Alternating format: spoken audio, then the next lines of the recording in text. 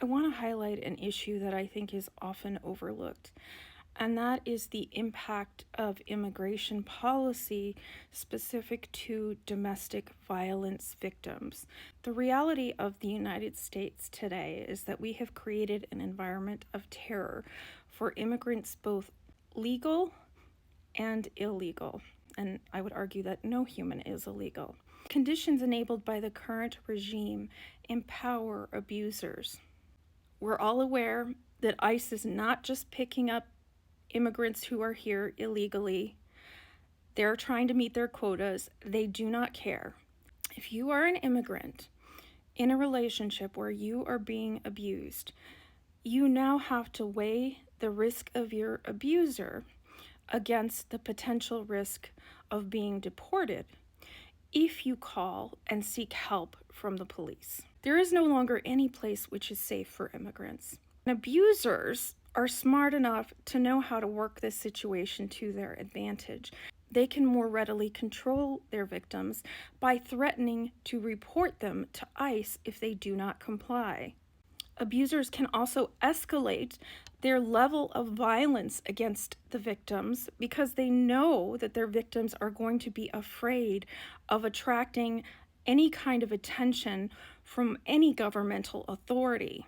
Even in the most desperate of situations where a victim may feel that her life is potentially at risk, he or she may choose to stay when weighing the risk posed by their abuser against the risk posed by government deporting them, particularly if there are children involved.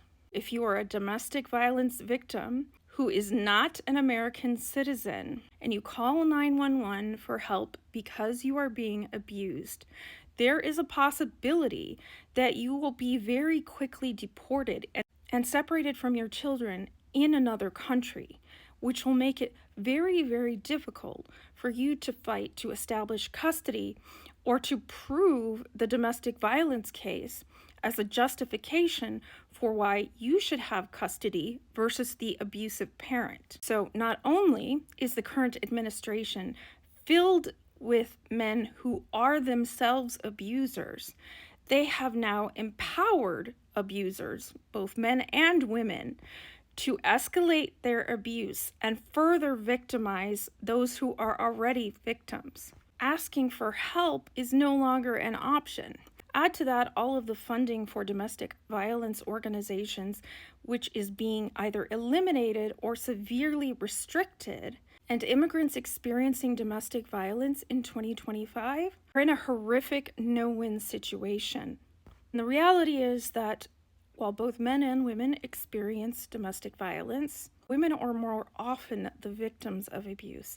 This administration claims to care about women and to be interested in protecting women, yet every action it takes in some way harms women. And this is one of many reasons that none of us should be judging anyone who is in an abusive relationship and has not left. It is difficult to escape from these relationships, even under the best of circumstances. On average, it takes 7 attempts before a victim is successful in leaving, and their life is most in jeopardy at the point at which they leave. Add to that now the additional risk of immediate deportation faced by immigrants, both legal and illegal, and you can understand why leaving is not as simple as it sounds.